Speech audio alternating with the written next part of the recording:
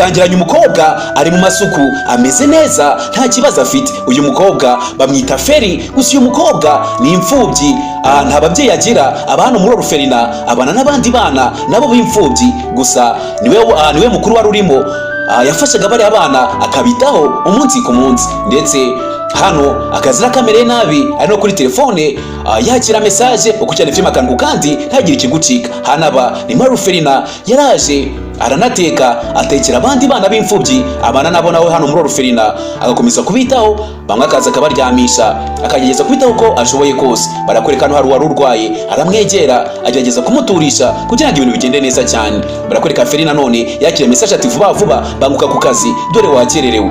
Barakwereka mbere yuko ajya ku kazi hari umumansera n'umundi bana hano muri Oruferina, bagafatanya kurera abana. Yamusabye uruhushya nanone atayirukanka, asanga imodoka iramucitse yaragiye mu kazi. Barakwereka Feri yasazamuka vuba vuba kugira ngo ajye mu kazi, yakoraga mu karesitora, gusa yageze mu kazi yakererewe uko cyane filime akantu kandi ntagire ikigucika. Gusa barakwereka hano hari umugabo wakundaga kuza muri no resitora Feri yakoragamo, yakundaga kwizamo cyane, yari umukiriya w'imena w'iyi resitora. Uyu mugabo asamuka tumva wakererewe ngagira vuba wakira uriya mukiriya wacu. Feri yegeye uno mukiriya aza kumwakira, azaseka ka Feri kari agakobwa keza cyane. Umugabo yaramurebye, amaze kumureba uko cyane filime akantu kandi kiramubwira tumva Feri, ese waretse nkazakwa adopta ukaza ukambera umukobwa? Ati ngiye mfite abana bane b'abahungu, ati gusa umugore wanjye yapfuye gusa yifuza ko yazabyara akana k'agakobwa. Ati nanjye ndifuza ko nazakwa adopta ukambera umukobwa ukurikire. Feri nanone avuye mu kazi ratashye muri Oruferina, asanga disi bamukoreye surprise, wari umunsi w'isabukuru y'amavuko, bamukoreye akarori gakeya baramutungura bwa bwana bw'imfubyi. Disi Feri yabonye ko bamukoreye igikorwa cyiza cyane, aka kana karamubwira Feri turagukunda cyane natwe twitaho cyane ukurikire. Uyu mugore uri hano niwe ushinzwe iyi Oruferina ya hano. Barakwereka Feri bamukoreye isabukuru, gusa Feri nta babyeyi yagiraga, yari imfubyi, gusa bamupropoje ko yamwadobota. Wa mugabo nanone yamusanze muri Oruferina aramubwira isabukuru nziza Feri, umeze neza? Feri aramubwira ameze neza cyane kandi wakoze kuba waje mu isabukuru yanjye. Ntibyatinze ibyo bimaze kuba, abamaze kumukorera isabukuru hano muri Oruferina, wa mumansera n'ubundi ya modoka ya wa mubosi we ya wa mubosi yahise yikomereza iragenda uko cyane filime akantu kandi wa mubosi yari yigendeye ushaka kwadobota Feri, gusa Feri ntago arabimwemerera. Uyu Feri yegereye uyu mumansera atumva uriya mugabo ashaka kunyadobota, gusa nubwo ntazi ababyeyi banje wenda hari igihe umunsi umwe bazaza ukurikire. Feri ntago azi ababyeyi be, yagishe inama mansera amaze none se basi mbyemere anyadobota hari icyo bitwaye. Feri yagishije inama no mu mansera, niwe ubitaho nawe umunsi ku munsi. Umumansera mugatumva wowe bitekerezaho neza, icyo wumva wahitamo aba ari cyuza gukora, ntacyo bitwaye.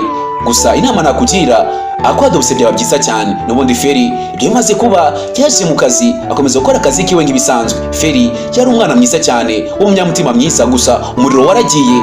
Feri yatinyaga umwijima cyane, umuriro umaze kugenda yavugisha induru kugira ngo arebe ko hari uwamutabara. Sizi impamvu Feri atinya umwijima cyane. Wowe kurikirana filime akantu kandi uraza gusobanukirwa. Barakwereka wa mumansera yaramutabaye, aza kumuganiriza aramuturisha, ahita amuzana na telefone aramubwira rya shuri wahoze wifuza bakwemereye, ubu gutya wajya kwiga. Feri yarishimye ibyishimo biramwica, ishuri yahoze yifuza kwigamo yararibonye. Chloe nawe niho yiga, umwe twadobuse aminwe wabaga hano muri Oruferina nawe niho yiga. Mucuti wawe uzagenda umusangeyo ubundi ibintu bizagenda neza cyane. Atari umucuti we nawe wabaga hano muri Oruferina wadobuswe n'abandi wiga kuri icyo kigo Feri agiye kwigaho ukurikire. Feri yarishimye ibyishimo biramwica cyane uko cyane filime akantu kandi ntagire ikigucika wa muntu we. Iyi ni drama nziza cyane ifite story y'urukundo irenze, ndakubiye guraza kuyikunda kandi ujye muri comment tuganire. Barakwereka gusa Feri umunsi ku munsi yari afite agenda yandikagamo ibintu byose byabaye ukurikire. Agakomeza yitegereza amafoto y'abantu bo kucyane filime akantu kandi ntagire ikigucika. Reba ko wakoze subscribe, niba utarayikoze uyikore kuko hano ntuzajya usanga filime nziza cyane nk'izi ngizi. Feri ntibyatinze yaje hano ku ishuri, hari imodoka igiye kumugonga, hari umusore wavuyeyo. Uyu musore ntumwibagirwe.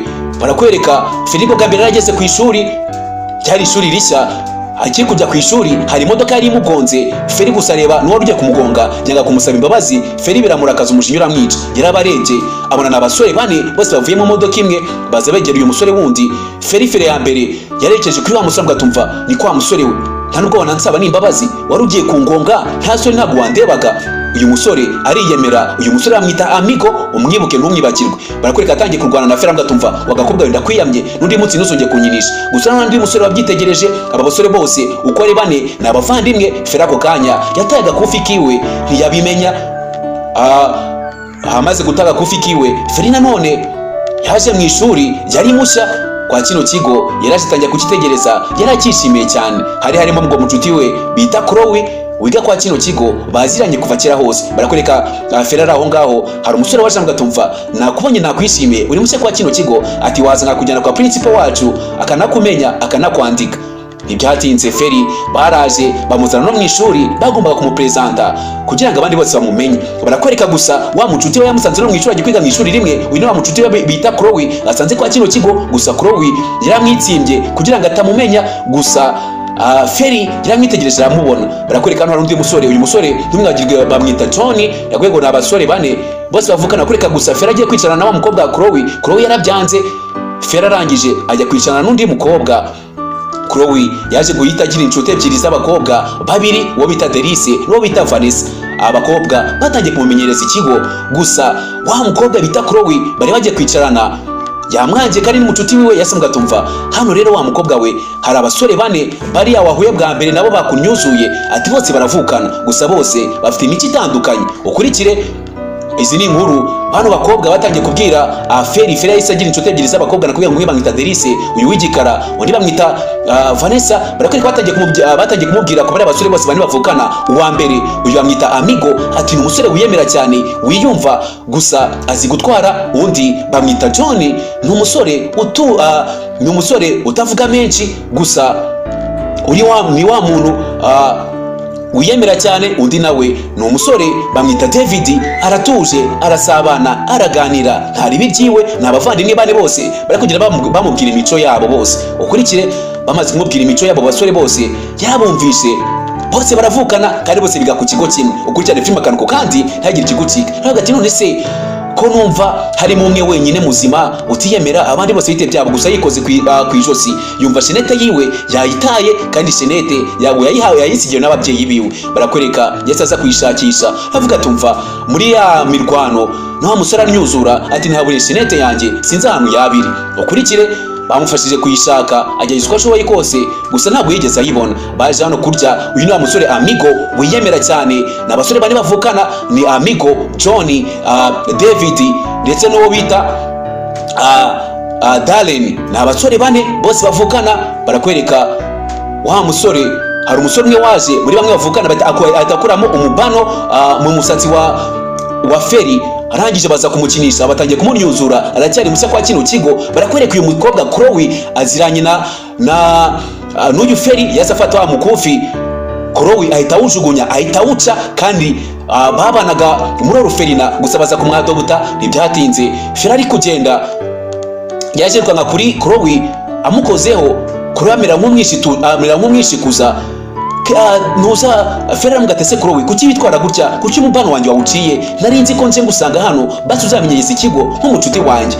Barakwerekana mugatumva ndakwiyamye, umenye ko nta hantu nziranye nawe, ubyumve neza ijana ku ijana, kandi ikintu ngendere kure, atazajya umuntu n'umwe umenya ko tuziranye. Ntibyatinze Feri yaratashye, aza muri Orphelina, abwira Mansera ati Mansera nahuye na Chloe, ariko Chloe yanyitwayeho nabi, ntanashaka no kunyegera, yamaye gasopo ngo nashaka kumenya ko hari ahantu tuziranye. Gusa byambabaje cyane, kandi abana muri Orphelina yararambwiye ko azanyitaho ko byagenda kose.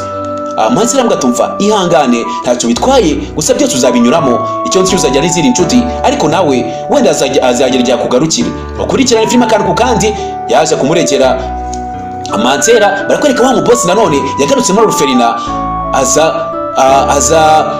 agarukana n'abasore biwe bane. Ukurikirane filime akanuko kandi babasore bane wa mugabo yavugaga agira, kumbi ni babasore undi biga ku kigo. Ukurikirane filime akanuko kandi baje hano muri Orphelina.